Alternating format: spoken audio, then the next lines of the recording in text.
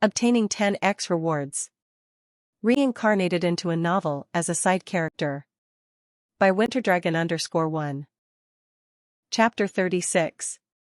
You can use it as you please. There are many things that are sold on the Exorcist web. From online resources to specialized training modules.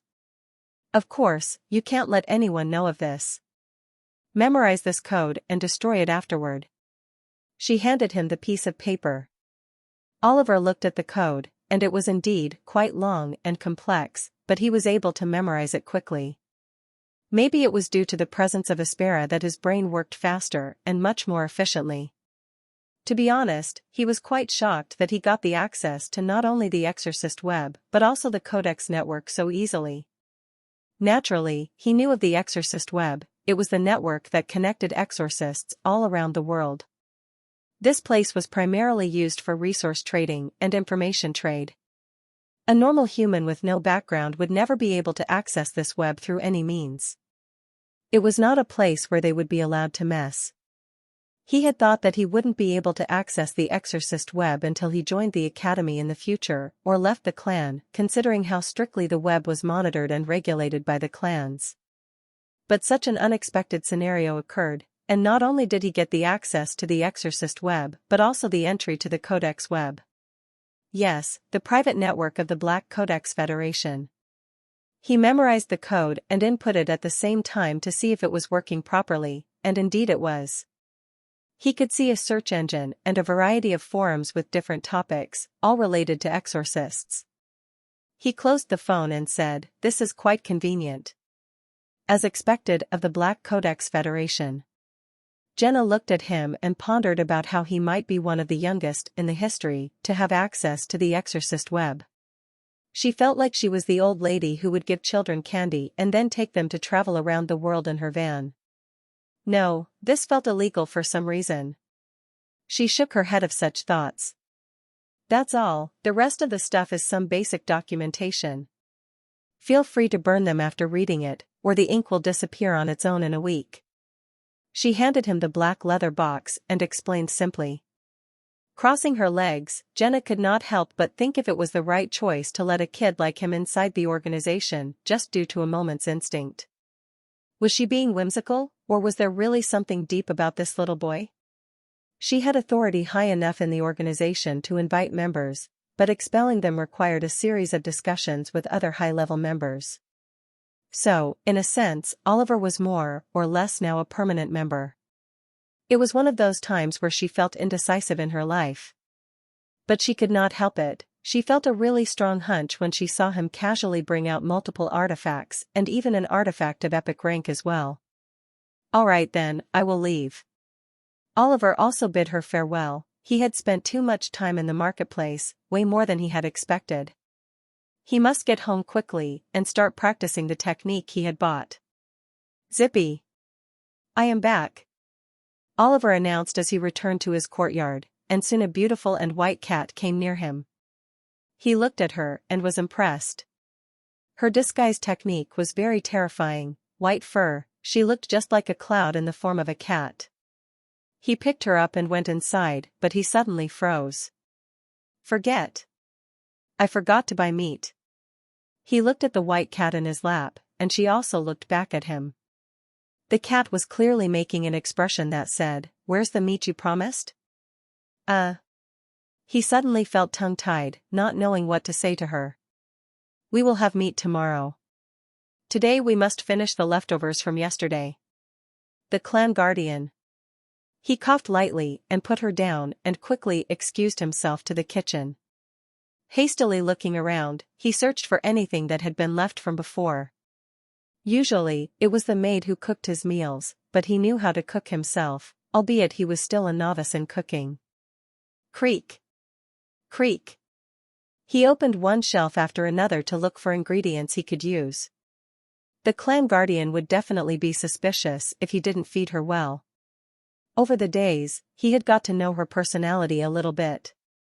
Although she was not a cat exactly, her behavior was easily that of a cat.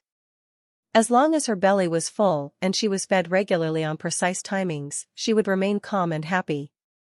If someday, due to his training or whatever reason, he forgets to feed her, she would act grumpy and even scratch him. Sigh. He suspected that the clan guardian didn't even require eating, yet this cat was quite demanding. Well, at least I don't have to clean after her. Oliver tried to think positively about having the clan guardian as his cat. Ultimately he found some rice and uncooked fish. His eyes lit up. He could definitely coax her with this. He quickly cooked rice with vegetables and cooked the fish, not forgetting to season it according to her taste. He made the rice for himself and fish for her. Soon, a strong aroma spread in all corners of the courtyard. The clan guardian, who was earlier infuriated at being lied to about meat, was instantly attracted. Meow. She jumped over and quickly came near the table where Oliver ate his meals. A freshly made fish was soon placed in front of her. Just smelling the aroma was enough to make her salivate. She had eaten countless delicacies in her lifetime prepared by the best of chefs in the clan, but it has been a very, very long time since she tasted this simple and good food. It gave her a comforting feeling, and that's also why she ate his cooking regularly. She felt that this life was not half bad. Chapter 37. A few weeks later. Oliver was behind his courtyard in the small secret area where he often hung out when he was alone. But at the moment, he was not there to relax, but for an entirely different reason. 50 marks were drawn on the ground, each some distance away from the other. These marks were in the form of different shapes, circles, triangles, squares, and so on. Since the time he had returned to his courtyard, he had been diligently practicing the 6 thoughtful steps of the spirits. According to the movement technique, he must train his feet in such a way that they move with a grace that only spirits could exude, a fluidity that promotes his physical powers and aspera alignment. Rooted in the principles of balance, coordination, and intention, a calm mind serves as the core requirement. Feet hip-width apart, knees slightly bent, Oliver was in a state of focus. His feet rooted to the earth beneath him, stabilizing his core muscles to adjust his posture and align his spine. He gazed at the various marks in front of him. He closed his eyes for a moment and took a deep breath to center his focus and calm his mind. He suddenly moved. Swish. Swish. From one shape to another, he stepped on the center of each shape, his movements partially mindful and a hint of grace becoming evident as he moved from one to another. Taking the support of the earth beneath him, his body transitioned between the shapes, a strong intent of fluidity taking form. If someone were to look at him at the moment, they would quickly notice that he was imitating gestures and flowing movements as inscribed in the technique scroll. Oliver narrowed his eyes. He could see that as he moved, the distance between the shapes widened. He had to move from one shape to the same shape distance away, meaning if he stepped on a circle, then he could only step on a circle next and then to another shape. In fact, there was no such absurd method mentioned in the 6 thoughtful steps of the spirits technique, but from his wide knowledge of the novel, he knew that the teacher of the protagonist who taught martial arts recommended this method to train in the beginning. According to that teacher, when training in movement technique, this was one of the best methods to choose from if one did not have any equipment or materials to support. So, Oliver naturally adopted this method. He knew just how fast the protagonist became in the future. Swish. His pace quickened as he moved even faster, his eyes catching everything in his surroundings, nothing escaping his sight. Apart from training his physical strength, he always focused on cosmic void gaze, his trump card at the moment. And he could feel his mastery increasing gradually as days passed by. Fuck! He exclaimed as he suddenly lost balance and could not step on the next shape. Huff. I need to learn to coordinate my body with the line of sight. He thought as he wiped his sweat with a towel and drank a few mouthfuls of water. But how do I achieve that? He wondered as he looked at the clear blue sky, his mind unable to help but wander to the scene he remembered from the novel. In that scene, when the war between demons and exorcists resumed, all hell broke loose. Countless lives were lost and formed, rivers of blood became as common as water. The exorcists were unyielding, and demons were terrifying, the protagonist slaughtered demons left and right without mercy. The ground cracked, and the area of the battlefield was described to have formed a crimson-black sky. Both demons and exorcists brought out one artifact after another, massacring each other with no end. Many powerhouses were killed as if someone was plucking out cabbages from a field. Thousands of children lost their parents and vice versa. It was one of the saddest periods of history. Whenever the war between the two parties intensified, the world would suffer and cry tears of blood. His mind went back as his eyes became focused again, and he saw the sky was still blue and beautiful. He sighed. It was still too early for him to worry about the war. There was a lot of time until then, and he knew all the clans would be dragged into the war, no matter what. He had to prepare for that time to ensure that he didn't die. Suddenly, he heard it. That familiar sound. Ding. Target has mastered the rapier technique belonging to the Mystic Purge clan after undergoing rigorous training. The Press of Liberty. Ding. Obtaining 10x benefits. Sovereign Strike of Infinite Freedom has been obtained. Just as the notification ended, a tornado of memories rushed into his mind, making him clutch his head in pain and close his eyes. Coup dash. His muscles and bones stirred as his body became adapted to accept the reward. A few minutes later, he calmed down. Huff. Huff. Taking deep breaths, his body relaxed as his tense forehead relaxed. He clutched his hand, a strange yet familiar feeling spread through his body and mind. He wanted to hold a rapier at this moment very badly, but unfortunately, he didn't have any. He looked around and saw trees everywhere. He got up and went to a nearby tree, slowly climbing it until he reached a branch. Twisting the whole branch from the tree, he jumped down. Using his bare hands, he started to tear apart bits from the wooden branch, trying to make something similar to a rapier. Although crude, he did make something similar to a rapier. Holding the branch, he swung it into the air, producing a strong series of vibrations. It was as if the air was acting as the string, and he was the musician playing those invisible strings as he swung. The Sovereign Strike of Infinite Freedom was an extremely powerful rapier technique from the knowledge he had obtained. According to the information, this technique was so strong that. Chapter 38. The Sovereign Strike of Infinite Freedom was an extraordinarily powerful rapier technique from the knowledge he had obtained. According to the information, this technique was so strong that it could pierce through an army of armed soldiers when mastered to perfection. Not only that, but its name was derived from the Press of Liberty. The Press of Liberty was created by an ancient exorcist who excelled in rapier combat. He had no rivals when it came to using a rapier at that time, and he used his skills to fight against the tyranny of the Lord of the Kingdom where he lived and his army, ultimately freeing thousands of slaves from the tyrant. Later, the exorcist fought against demons until his last breath in order to let every single person on earth be free of their fear of demons. This rapier technique at that time was not named by the exorcist but by the people who recorded his art and skills. Due to his admirable attitude of providing everyone freedom and liberty, this art of rapier was later called the Press of Liberty, as it helped countless people achieve liberty.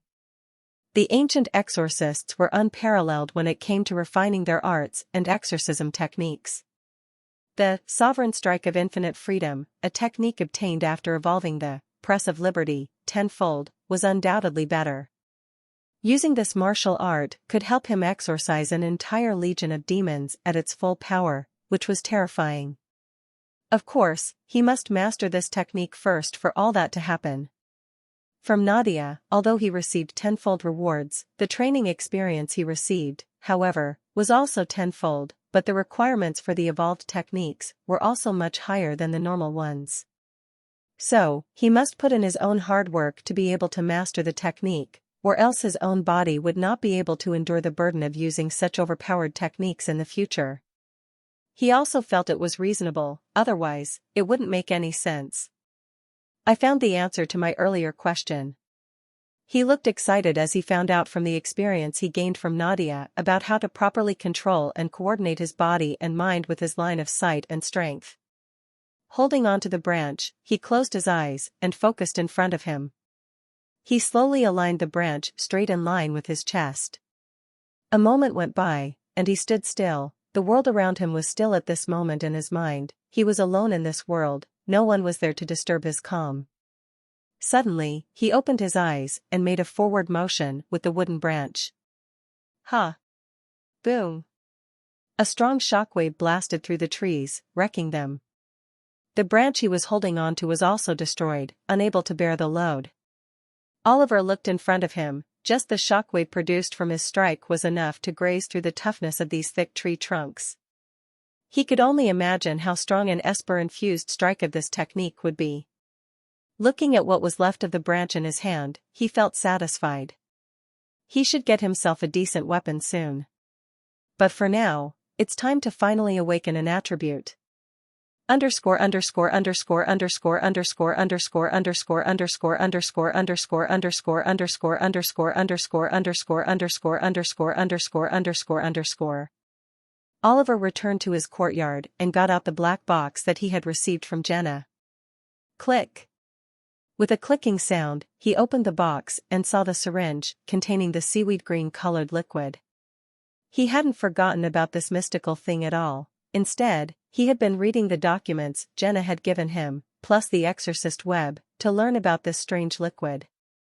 Although he could not find many clues about this syringe on the exorcist web, he was able to obtain information from the codex web.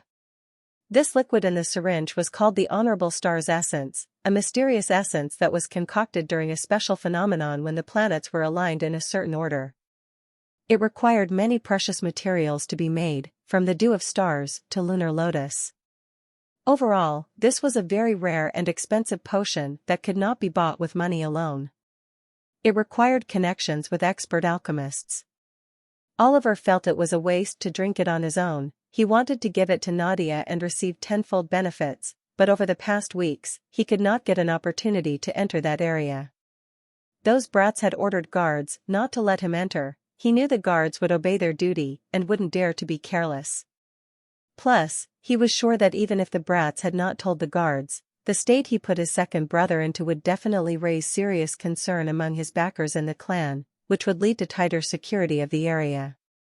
Any unauthorized person would need to undergo a serious scan to enter the central area, and he was sure they would find the Honorable Star's essence instantly if they scanned him. He was quite in a bind at the moment. Oliver, however, was not one to give up easily. He must make Nadia drink this no matter what. This was for his own benefit as well as hers. So, to counter the tight security measures in place, he had come up with two ways. The first way was to use his lazy cat to secretly reach out to Nadia. What he meant by that was that he would have to let this cat of his carry the Honorable Star's essence and give it to Nadia safely. Although it would involve the clan guardian knowing about his affiliation with the Black Codex Federation, and he honestly had no idea how she would react to that, overall, it was a risky gamble that he wanted to avoid. So, he felt more inclined towards the second approach, which was to abuse his newfound powers that he had gained. It was now the moment for him to make use of some of his cards. Chapter 39. First, he might have to create a strong disturbance or distraction large enough to divert the guard's attention for a short duration of time and utilize that moment to reach Nadia. After that, he could give the essence to her and return back and wait for the benefits. Although he knew that the Mystic Purge clan must also have their own Honorable Star's essence made by the best alchemists in the clan. But he knew that Nadia would not be receiving them anytime soon. In the novel, Ophelia was an eccentric woman who followed her own ideologies and never respected the common sense of the world, and to her, Nadia was the most important person in the world. Not as a daughter, but as a tool, apparently. She was obsessed with the idea of creating the perfect being, the perfect exorcist to ever exist. And Nadia so far was the one among her other children who had the potential to reach that stage, so she was very careful with every aspect of her daughter's growth. Oliver believed that his mother did not know that he had secretly fed Nadia a body-strengthening elixir, or else he wouldn't be in his courtyard chilling, but instead somewhere dark. He shuddered, not daring to imagine the atrocities Ophelia had committed in the novel to achieve her goals. The guards and tight security would definitely pose a huge problem. He knew of their strength. they were way above an average exorcist in the world in skills. In such situations, usually typical novel protagonists would be aware of secret passageways or something similar to evade the guards, but he was not in such a situation. Using common sense, will a novel ever include the routes and layouts of a clan that the protagonist didn't even belong to? And let's assume even if there was such a route or layout mentioned, would a normal reader ever bother with memorizing that? No, of course not. If you are a normal reader, most of the normal readers would usually skip through such content. And Oliver was the same. There was no mention of any routes or layouts of the Mystic Purge clan in the novel, and not only that, even if there was, he had most likely skipped that part when he was a reader. So, even if there was a hidden path right below his courtyard leading directly to the central area, he would never know. This was the reality as well. The world was not always run by clichés. He was facing harsh situations over in his new life. No matter, everything was connected. He had already made a plan to slip through. He just needed the materials for the distraction. Afterward, he visited the clan market once again and purchased some stuff from different shops. Although the thing he purchased was the same, since he was buying en masse, he had to make sure to purchase from different shops at a good distance from each other. In the worst case, if everything crashed, he could at least try to make sure that he won't be traced back if he bought things like this. Not to mention, he was also wearing a cap to hide his hair color as well. Returning to his courtyard, he looked at the huge boxes of items. It was some thick smoke bombs and concentrated aphrodisiac that were enough to make even elephants unstable.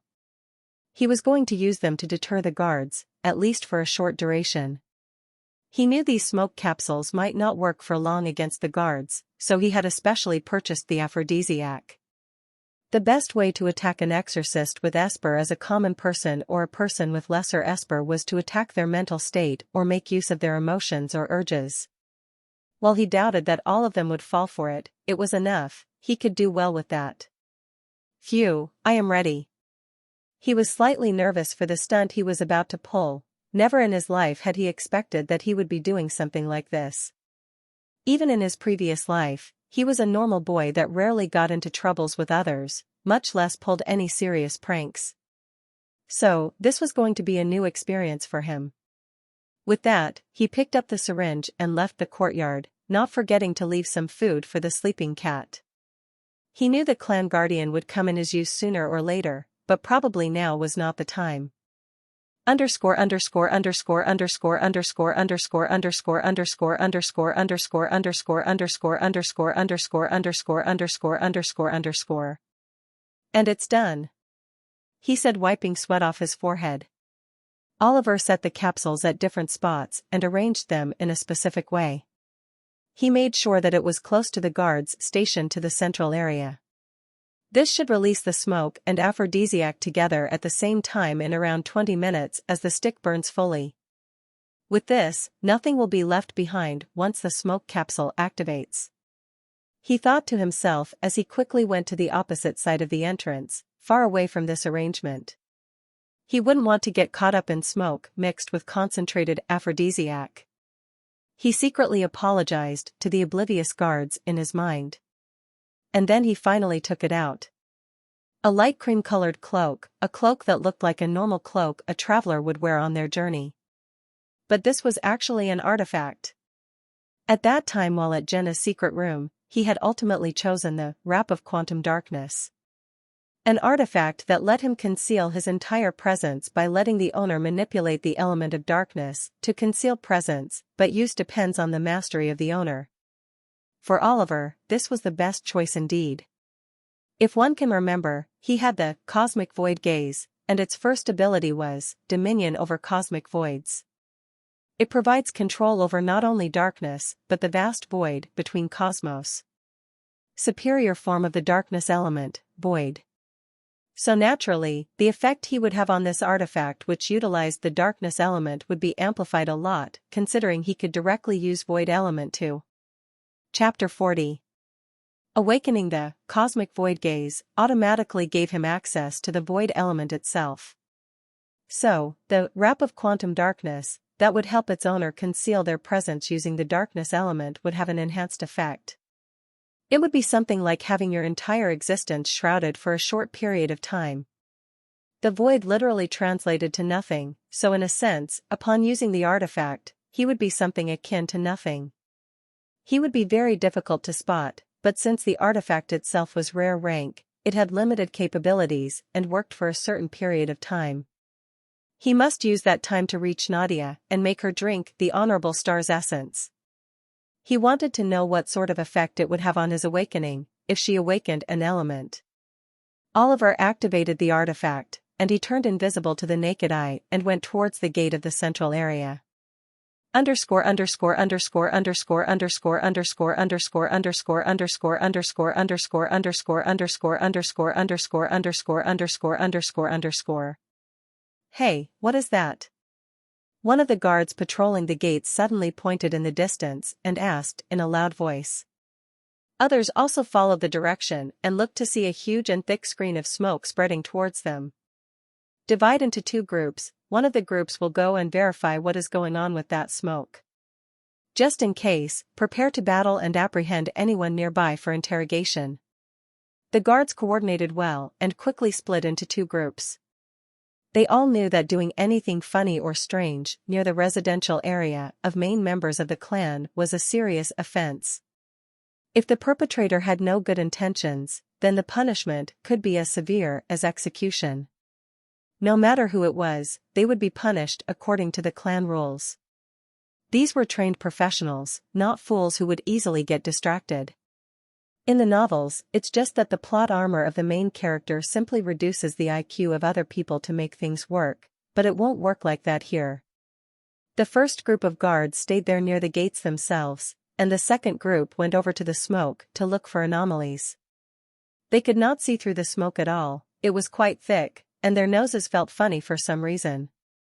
On the other hand, the group that remained was also vigilant. Keep looking around, we wouldn't want any unexpected individuals to sneak through in our presence. The guard announced and kept a tight watch around his surroundings. Underscore underscore underscore underscore underscore underscore underscore underscore underscore underscore underscore underscore underscore underscore underscore underscore underscore underscore underscore. Oliver managed to easily sneak past the guards while they were splitting up into groups, and now he was back in the central area. Some troublesome memories returned to him when he remembered the faces of his third brother and sister.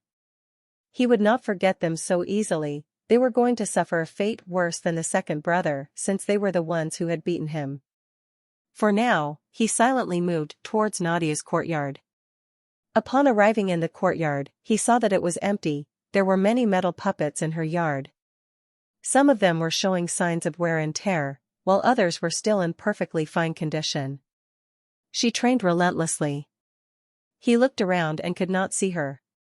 His expression turned weird. Could it be that she's not here at the moment? He had not considered the possibility of her not being available at all, he just assumed that she was going to be there when he visited.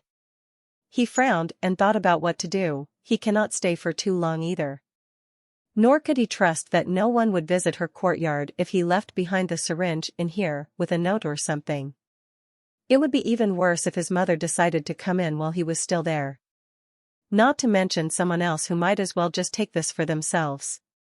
It was a really precious thing that exorcists would shed blood for if they knew. What are you doing here again? A chilling voice sounded behind him as he froze for a moment. He almost believed that his nightmare had come true and Ophelia was behind him, but although the voice was similar, he could tell who it was thanks to his keen memory. He turned around and saw Nadia standing behind him, her eyes expressionless and facial features stiff. He could not help but exclaim internally. She had grown quite strong in this short time, he could not sense her approaching him in the least. It's a pity that this was not considered a milestone by the system, or else he would have gotten the respective benefits too. He was not using Wrap of Quantum Darkness at the moment, so it was not a shock that she came behind him without him knowing. Bypassing his senses with Esper was very easy, and Nadia had abundant Esper for her age. He envied having access to so much Esper, but he was not worried much. Sooner or later, she was going to make a breakthrough in her ranks.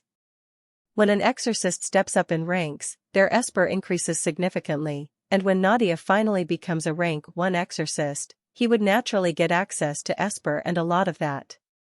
His esper talent would directly become tenfold of hers. He was just waiting for her to make a breakthrough. He suddenly felt a chill as he looked at her staring at him coldly as if waiting for an answer, her patience wearing thin. "Oh.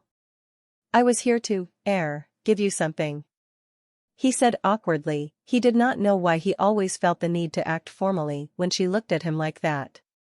Her presence was imposing, or maybe it was just that since she was a character from a novel who later turned out to be quite cruel that he felt such a way. Nonetheless, he took out the Honorable Star's essence in the syringe under her narrowed eyes. "Here." He wanted to give it to her quickly and leave, but something unexpected happened. "I don't need this," she replied in a calm tone, her intent hard to know. "What, why?" He looked at her in surprise. Did she think he was giving her something suspicious? Well, the color of the liquid was indeed a bit weird, but it was definitely not poison. "I don't need your favors. I can grow strong on my own. I have told you before to not come here again, but yet you do? Do you not take my words seriously?" she asked as her expression darkened. She did not know why, but she was feeling angry at him for some reason. Anger? Was that how her emotion could be defined? She was told by her mother to be always calm in every situation no matter what, never show happiness, never show anger. Your enemies must never figure you out. Always remain rational. For happiness, show satisfaction, for anger, show dissatisfaction. Nothing more. Yet she felt angry now that Oliver was in front of her. And her reason for anger? Chapter 41. Yet she felt angry now that Oliver was in front of her. And her reason for anger? Was it really due to the fact that she thought he was looking down on her by giving her another precious medicine or elixir? Was it due to the fact that he had ignored her previous warnings to not come here again and he ignored her and came again that made her feel he did not take her seriously? Or was it that she was angry because if he kept on coming here again and again, their mother would find out? Was it that she was angry because he kept giving her those precious potions, elixirs, and whatnot instead of using them himself, for his own strength? Why, just when she would feel she has finally become what her mother expected of her, she would again come at the starting point. It always was because of him. Did she feel angry because of this? She did not know. She was supposed to be the vessel for being the best exorcist, yet she could not even control herself. Leave. She did not want to be in his presence anymore, or she would just feel pressured. She could still remember how she had cried in front of him so shamefully. Oliver was silent as he saw her complicated expression. He was not a fool and understood her condition. He wanted to help her, but knowing his own lack of strength and his mother's strong ambitions, he chose to remain silent for the moment. Plus, he was not sure how the plot would change. He had already made many changes, and he was sure that Nadia would definitely grow stronger than she was in the novel. He shook his head and felt her trouble. He also wanted to get her stronger as he could also rely on her and become stronger quicker. But she wouldn't just take his help for reasons he was not sure about. "Will you really not take it? I had to go through many troubles just to acquire this." Oliver asked her in a small tone. He wanted her to know that this thing was not ordinary and could boost her strength significantly. Nadia raised her head and looked at the syringe containing the seaweed green liquid. She knew nothing of it. She had not yet read about this medicine or elixir or whatever miraculous it was supposed to be. For a moment, a desire rose in her heart, the desire to take it and become stronger so she could stand proud in front of her mother and earn her praise more. But she suppressed herself and decided not to accept it. She had no doubt that if it was something that great, then her clan would provide her with it someday when her mother deemed her worthy for it. She would not accept another favor from him. It felt embarrassing to her. She hadn't even made it equal to him after the body-strengthening elixir she had received from him last time. Although she knew that she was definitely not inferior to him in terms of strength, she knew if she took things from him like this, then sooner or later, she might feel the opposite way due to her pride. She did not question him either on how he got his hands on such items. If possible, she wanted minimal interactions with him and no less of him. Otherwise, she might not be able to contain the budding curiosity in her heart about him. Fine. If that's how you want to be. Oliver was too lazy to force her either, not to mention, he also didn't like being treated like this again and again. Every time he met her, she would always want him to leave and not come back. He knew of her circumstances a little, but even so, being told no repeatedly made him annoyed. He always told himself that he was mature and did this for the benefits of both of them. He looked at her once again, seeing her straight face, he knew that she was suppressing herself. He was never the best when dealing with people emotionally. He was also not a protagonist who could understand others' feeling with a glance, and a few words from him would directly make the female lead bring out of depression. He was just a side character. He sighed, anyways, you don't need to feel embarrassed in receiving things from me in the future. We are twins, I am your brother, and this is not a favor that I'm doing for you, but rather treat them as a gift from me to help you improve faster. There are no favors done here, this is how a normal sibling relationship works. He further said, remember, there are no favors done between us, if you ever need help, you can always visit me. Well, I might be sounding ridiculous, considering my meager strength, but trust me, not everything is solved by brute force. Also, I am a very intelligent kid as my tutors say so. Finally, he put the syringe back into his pocket as he left, I'll leave for now. Think about it with a calm mind, you should be able to come to a conclusion. I'll visit some other time. With that, Oliver left under her somewhat shocked gaze. Although he had not succeeded in giving her the essence this time, he believed he had given a valuable lesson that might help her understand others more in the future. He felt bitter about going through so much trouble only to be rejected, but he understood that this was life, the protagonist would give stuff to female lead and she would always accept. Ridiculous, those female leads were just poorly brought out with no personality of their own.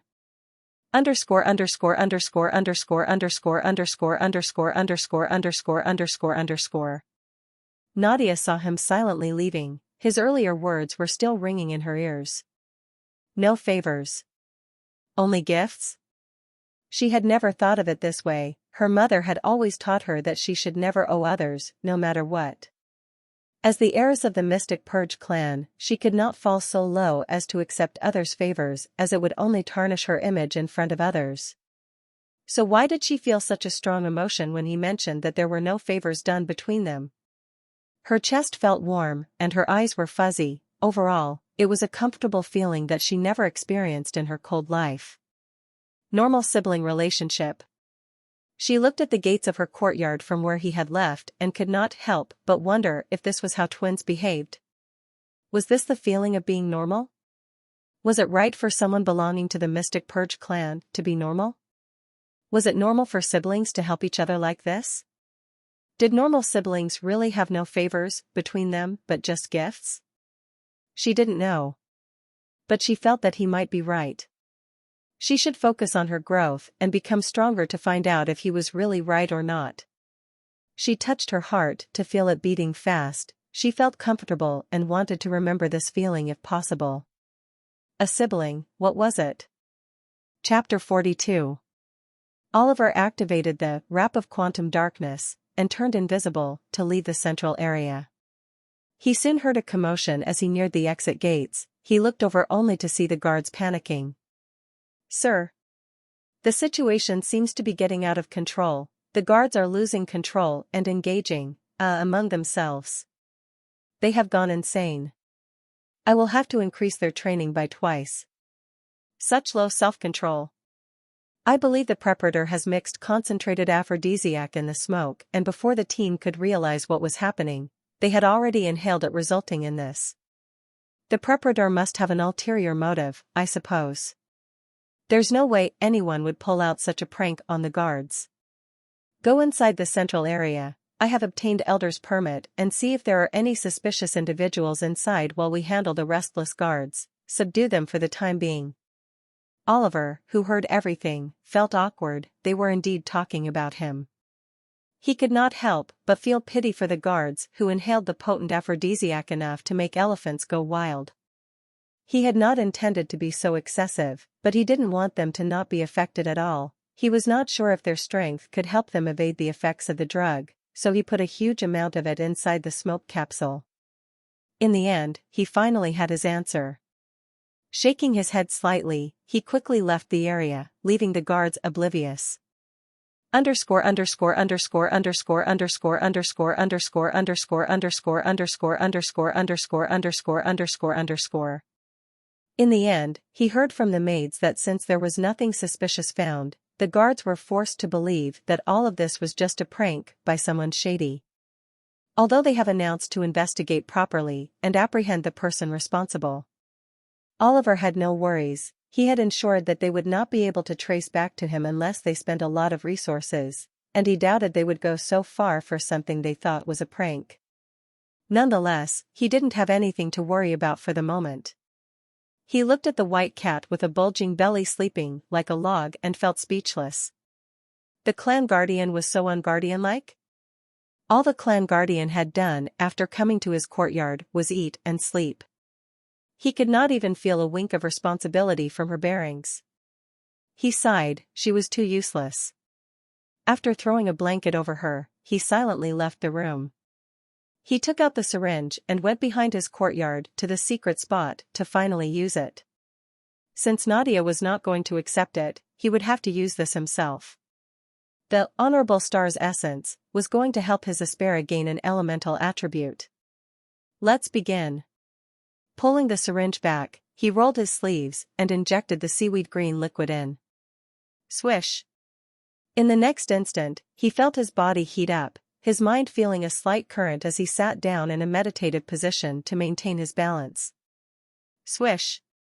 Swish! Energy flooded into his body, and a foreign feeling engulfed him. His throat felt dry and thirsty, his eyes shook as he felt a turbulent force within him.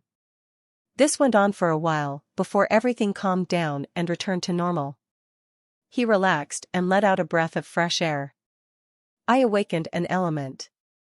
He mumbled, a certain excitement and eagerness in his eyes. Moving his left hand in front of him, he summoned his minuscule Aspera, which took a while, but he did manage to finally see his element up close. In front of him was a small orb of water floating just in front of his palm, clearly visible in the night. The water was crystal clear, reflecting the moonlight. Oliver felt as if he was holding a beautiful gem in his hand. Like a silver transparent round gem floating in the air. He clutched his palm, wanting to feel it, but it quickly burst, and water splashed around, wetting his palm. He smiled, he had awakened the water element attribute to his Aspera. It was just that he would need to train hard to be able to control his Aspera properly in order to use the elements. Earlier, he had intended to benefit from Nadia. If she drank, then he would obtain a tenfold boost, and it was also possible that she might have advanced to rank 1, giving him the benefits. It's not useful to think of that. What's done is done. He looked at the blanket of stars covering the sky and felt it was beautiful. While his Aspera talent level was pathetically low, he might still be able to achieve some improvements through hard work and various elixirs. He was happy that he was able to obtain or awaken the water element attribute. Haha, I should get back now, there are many things to prepare for. I should be prepared for the auction. Oliver huffed as he got on his feet and looked at the sky. Underscore underscore underscore underscore underscore underscore underscore underscore underscore. Not far away from him, Zippy the lazy cat who was supposed to be sleeping was not asleep. Instead, she had her eyes opened and was looking at the wall, the direction where Oliver had left. She watched the blank wall silently with calm eyes. After a while, she closed her eyes and went back to sleep as if nothing had happened. She let out a small smirk unconsciously. It was unclear what she was thinking at that moment. Had she seen what Oliver has been doing? Or was she just in the middle of a dream? A month went by just like that. In this time, Oliver remained low and focused on his training, casually leaving to buy out some resources to improve his body and Aspera. The auction was going to be held soon. the dates had not yet been announced, so he had been keeping himself updated through the exorcist web. One more thing he got to know about was the demon hunt organized by his clan. Something unexpected had happened. Chapter 43. He got to know about the demon hunt organized by his clan. He was one day suddenly informed by his mate about it and how it was mandatory for him to participate in it as well. He argued about how he would not be able to contend given his strength, but received a counter that stated that all the heirs of the clan must participate. It has been a long tradition of his clan to nurture the young heirs. And not to mention that the event would be supervised properly to ensure that no one dies by the elders themselves. All the clan's heirs were potential assets of that clan, so it would be extremely stupid to let them die out in hunt early on, when they could grow to be powerhouses in the future. Oliver felt confused by all of this. They clearly knew how talentless he was, but still ordered him to participate. Not to mention, he had always lived in isolation, so suddenly calling out to him was a surprise to him. What was the reason? Was it just mismanagement on their side? Probably not. Was he supposed to be a bait and be eliminated for good during the hunt? Unlikely, considering they could dispose him anytime they want. Or were they aware of his recent increase in strength? That would definitely explain why they wanted him to also join the hunt. They must want to determine his worth at the hunting ground directly and possibly uncover his secret to the sudden growth. If this was so, then how did they come to know of it? Would they have not directly detained him the moment they realized that he had somehow gotten strong and had awakened strange powers? Normally, a common person with no talent or power suddenly becoming strong one day would definitely arouse suspicion. The suspicion that they had come in contact with a demon and had formed a contract with them, thus becoming a heretic who had betrayed humanity and embraced demons.